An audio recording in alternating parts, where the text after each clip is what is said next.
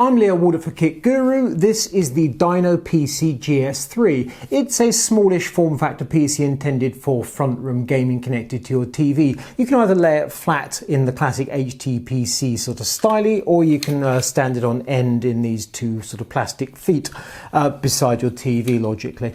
The chassis is a Silverstone RVZ02. I'm sure they would call it RVZ02 with Windows, and inside we have a Core i5 and an AMD Radeon R9 380X graphics card. That's Tonga silicon, and it's comparable with GTX 960 if I'm going to put it in context. Frame rates are good when you're playing games. You'll see figures on Kit Guru in the usual way. However, Thief high quality preset, 59 frames per second average at 1080p and minimum 40. This can in fact play 1440 rather than 1080 if you really want to, but that isn't really relevant for TV gaming in the main. 4K, not really. If you go to Tomb Raider Ultimate preset, very similar figures, average 58 frames per second and minimum 43. So what's inside the chassis? It's a bit of an unusual chassis in that the guts are kind of built around a central sort of framework, and then the covers come off both sides. Let me just pull it apart. I've removed a number of screws, 10 of them in fact. It's not really the sort of thumb screw and two thumb screws and pull off a side and in you go thing. That's the easy way. This window they refer to as isn't really, it's a sort of a slotted ventilated panel, but it does give you a certain amount of visibility of what's going on inside, but not really. It's not a window in the usual sense. And then if I flip the thing over, we have the other side panel, which comes off in a sort of different plane, and that's basically the same panel. So on the back we have the graphics card, XFX, as you can see. We also have access to the rear of the motherboard around the CPU area should you wish. And if I then put that back the right way up, you can see we have two 2.5-inch drive bays, one populated with a 1TB Seagate SSHD drive, so no SSDs in this. We have a power supply from FSP, which is an SFX power supply, and then a power cable that runs inside to the power socket on the other side. We have a stock Intel cooler. I can't remember the last time I actually saw a PC supply with a stock Intel cooler rather than something variant on the theme. And when you see that, alarm bells kind of ring. You think, how's that going to perform? I'll tell you shortly.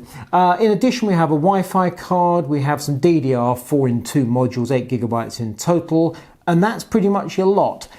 Cabling is sort of bundled to one side and is reasonably tidy. It's certainly secure.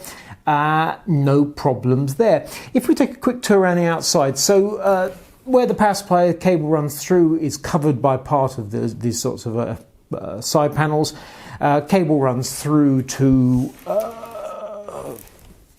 here it runs through to. So this is the back, this is the front. The front panel's got two USB 3s and headset jacks, which are sort of covered by this slidey plastic guard thing with Silverstone's logo on it. It's stiff. Forcing it open and close, not easy. Basically, once it's open, leave it open. That's my advice. On the back panel of the motherboard, which is Gigabyte H170N Wi-Fi, we have terminals for the aerials. We've got DVI, HDMI, ×2, USB 3, PS2, Ethernet, all the usual stuff, USB 2, and loads of audio. So a full complement of connections.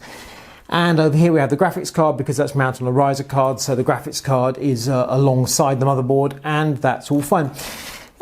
Now then, temperatures, because seeing that stock cooler with not a massive amount of space and the side panels encroaching, in Cinebench, the CPU was pulling 46 degrees, the GPU 42 degrees. Which is pretty blooming good. Now, the processor is a Core i5. As it happens, the PC should have come with a Core i5 6400. In actual fact, I had a Core i5 6500. I think it's a minor snafu. So we're talking an extra 100 megahertz, which is trivial in the context of my testing and the temperatures. You can in fact have the 6500 as an upgrade. It will cost you all of £12.16. So we can basically just ignore the fact the processor was very slightly faster than intended.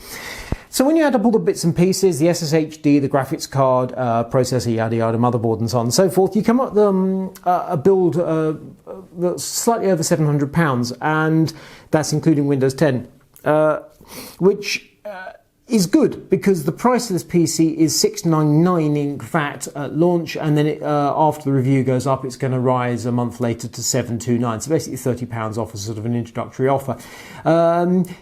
I could not build this PC for that price, which is the sort of thing that always pleases me.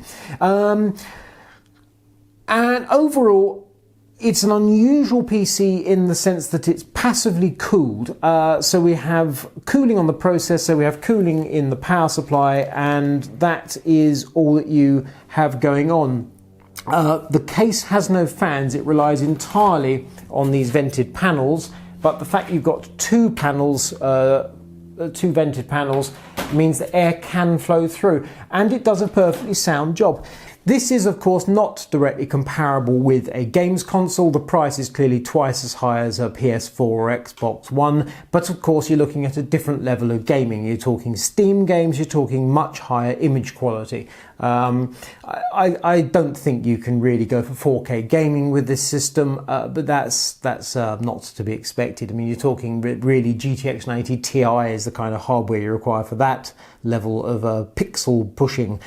So overall, it's a decent PC. It's a small, quiet, cool PC, but the combination of Core i5 and R9 380X means you can play proper games, and yet you haven't got to spend a fortune. Overall, it's a good one. I'm Leo Walder for Kit Guru. This is the DinoPC GS3.